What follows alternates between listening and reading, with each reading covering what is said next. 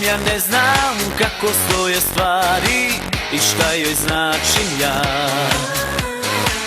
Nekad me pali, a nekad me hladi, ko da sam igračka.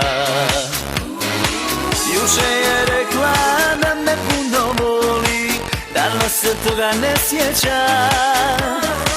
Utisak imam da namjerno to radi, da me